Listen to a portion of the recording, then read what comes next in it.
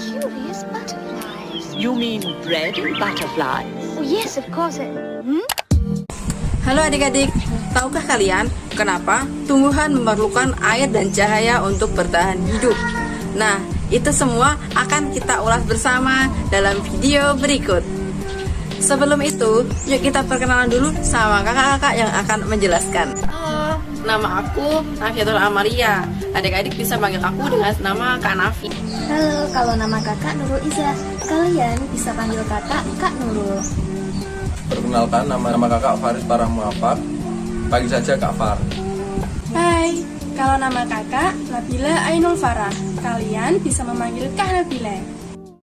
Nah, sebelum kita membahas lebih lanjut mengenai ekosistem, yuk kita bahas apa itu ekosistem.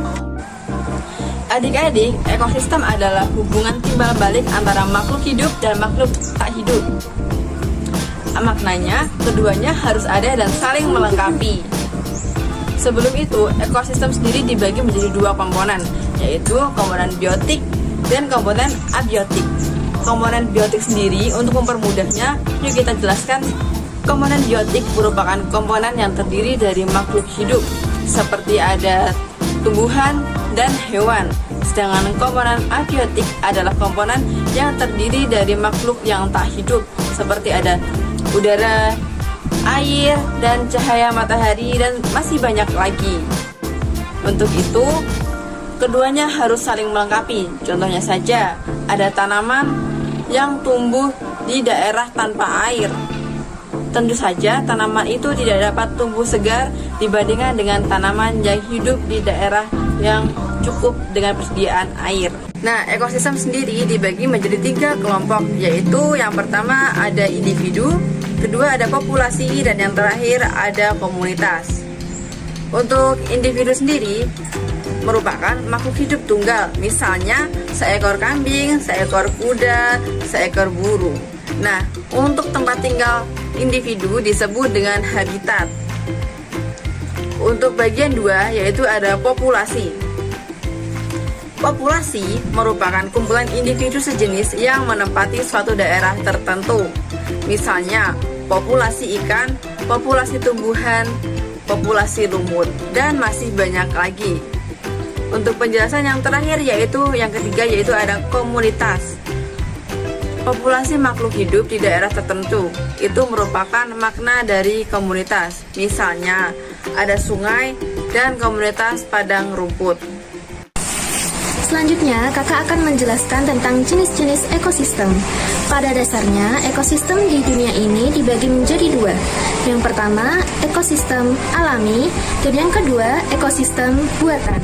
Pada ekosistem alami dibagi menjadi 2, yaitu ekosistem darat dan ekosistem laut. Pada ekosistem air dibagi menjadi 2 lagi, yaitu ekosistem air tawar dan ekosistem air asin. Setelah itu, pada ekosistem darat dibagi menjadi hutan, padang rumput, padang pasir, tundra, dan taiga. Nah, sedangkan pada ekosistem buatan, kita bisa menemukan di sekitar kita seperti sawah atau bendungan. Untuk penjelasannya, pada ekosistem alami merupakan ekosistem yang tercipta karena alam.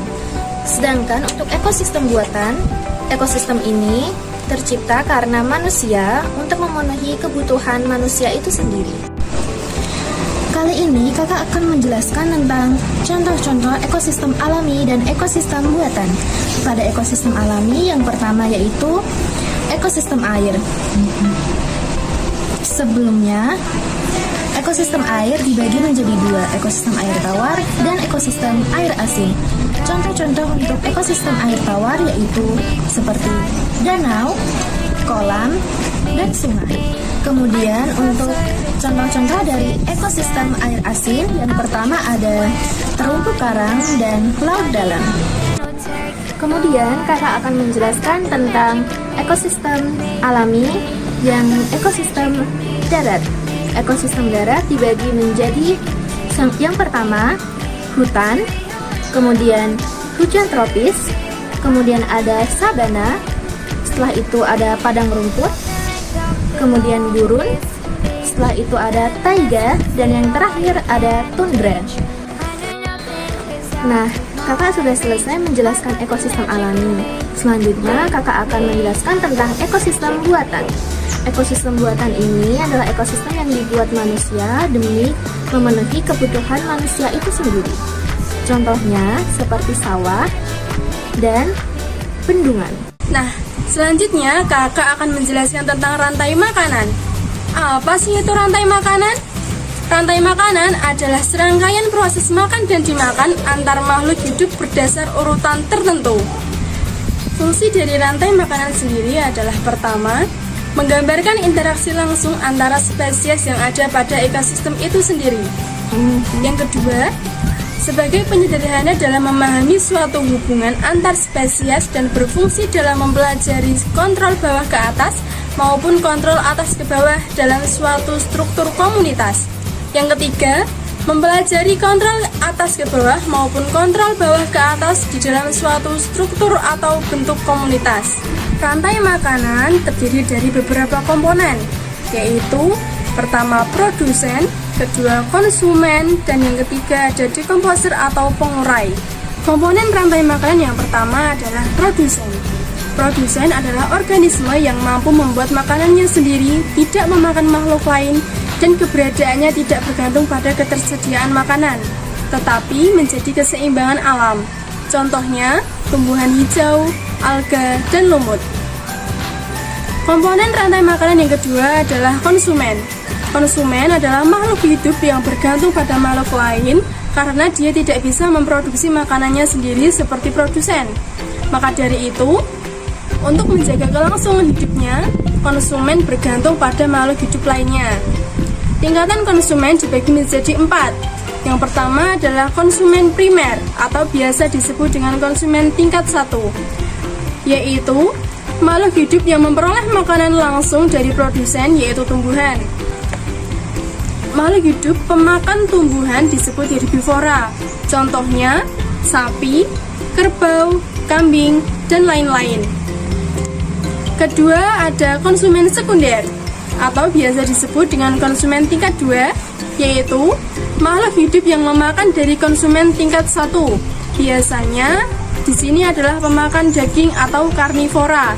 Contohnya burung, kucing, dan lain-lain. Ada konsumen tingkat 3 atau biasa disebut dengan konsumen tersier, yaitu adalah makhluk hidup yang memakan dari konsumen tingkat 2. Biasanya di sini adalah karnivora, seperti hewan-hewan buas, contohnya ular dan singa.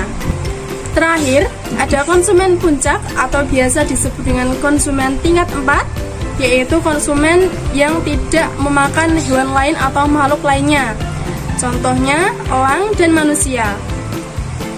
Kemudian, komponen rantai makanan yang ketiga adalah dekomposer atau pengurai, yaitu organisme yang memakan organisme mati dan produk-produk limbah dari organisme lain. Contohnya jamur, bakteri, cacing, dan lain-lain. Kemudian, kakak akan menjelaskan tentang piramida ekologi. Piramida ekologi adalah suatu diagram piramida yang dapat menggambarkan hubungan antara tingkat trofik satu dengan trofik lainnya secara kuantitatif pada suatu ekosistem. Piramida ekologi terbagi menjadi 3 jenis. Yang pertama ada piramida energi, yaitu piramida yang menggambarkan hilangnya energi pada saat perpindahan energi makanan. Yang kedua, piramida biomasa adalah piramida yang menggambarkan berkurangnya transfer energi pada setiap tingkat trofik. Yang ketiga, ada piramida jumlah, adalah piramida yang menggambarkan jumlah individu pada setiap tingkat trofik dalam suatu ekosistem. Nah adik-adik, selanjutnya kita akan belajar tentang contoh rantai makanan berdasarkan ekosistemnya. Yang pertama, rantai makanan yang ada di darat.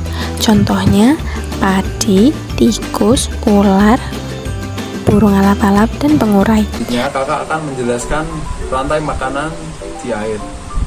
Pertama ada ekosistem air tawar. Ada fitoplankton, ikan kecil, burung bangau, buaya, dan bakteri.